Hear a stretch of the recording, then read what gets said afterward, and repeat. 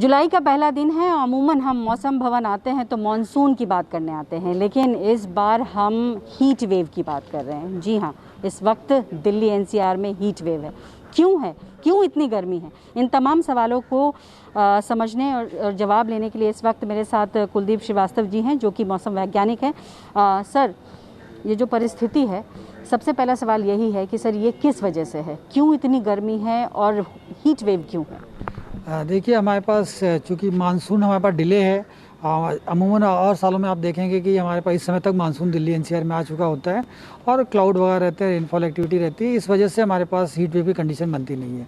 इस बार चूँकि हमारे पास मानसून डिले है और अगले 7 दिनों तक ऐसी सिचुएशन बनी हुई है कि अभी अनमानसून आने का संभावना कम है हमारे पास।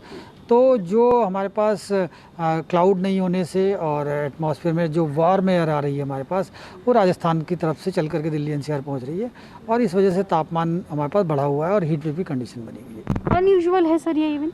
देखिए, मुख्यतः हमारे पास जो है जून के 20 तक हमारे पास हीट वेव की संभावनाएं रहती हैं, जो बीते वर्षों का देखेंगे। और लास्ट वीक में चूँकि मानसून आ जाता है तो हमारे पास हीट वेव होता नहीं है। लेकिन जैसे मानसून डिले होने की स्थिति में ऐसा संभव हो सकता है, लेकिन बहुत कम होता है। ये हम सर देख रहे हैं कि कई साल के रिकॉर्ड में भी इस तरीके की घटनाएं होती हैं, तो हम देखें तो इस बार कितने साल के रिकॉर्ड के बाद इस तरीके की सिचुएशन हमें देखने को मिल रही है। और दूसरी बात, जो आपने कहा कि मानसून डिले है, क्या कारण है डिले होने का? देखिए, हमारे पास लास्ट ईयर देखेंगे हमारे पास तो कमी इवेंट थी, लेकिन 19 और 20 में आप देखेंगे तो लगभग 18-20 जून तक हमारे पास 1-2 बार हीट वेव दिल्ली एनसीआर में रियलाइज़ हुआ था।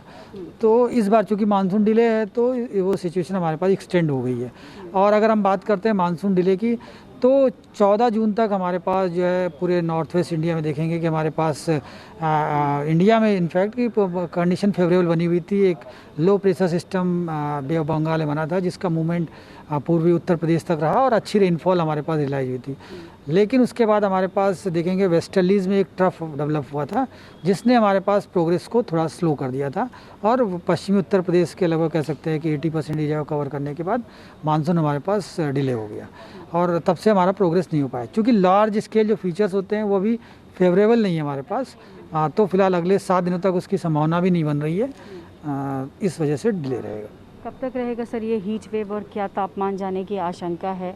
और जैसा आपने कहा कि 1 हफ्ते तक डिले है, क्या उसके बाद उम्मीद की जाए कि इस तपती गर्मी से थोड़ी सी राहत होगी या प्री मानसून या मानसून होगा? देखिए, कल हमारे पास थोड़ी सी उम्मीद बन रही है कि हल्की फुल्की थंडरस्टॉर्म टाइप की एक्टिविटी हो सकती है, तो उसके चलते हमारे पास थोड़ा सा टेम्परेचर में गिरावट होगी। लेकिन जहाँ तक आज की बात है तो आज भी हमारे पास हीट वेव की कंडीशन दिल्ली एनसीआर में बनी रहेगी, क्योंकि तापमान ऑलरेडी लगभग 39 डिग्री इस समय पहुँच चुका है, तो 3 से 4 डिग्री बढ़ेगा और हीट वेव की कंडीशन हमारे पास रहेगी।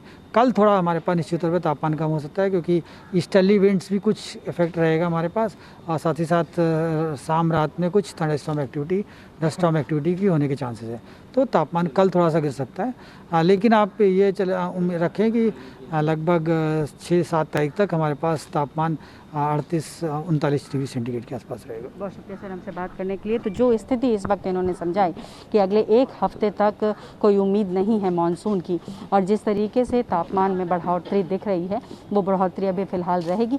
कल कुछ इलाकों में थंडरस्टॉर्म ज़रूर होगा, लेकिन जैसा उन्होंने बताया कि जो मानसून का टर्फ है, एक तरीके से कहें, उसमें काफ़ी रुकावट देखी जा रही है और उस रुकावट की वजह से ही जो है उत्तर भारत में इस तरीके की गर्मी नज़र आ रही है।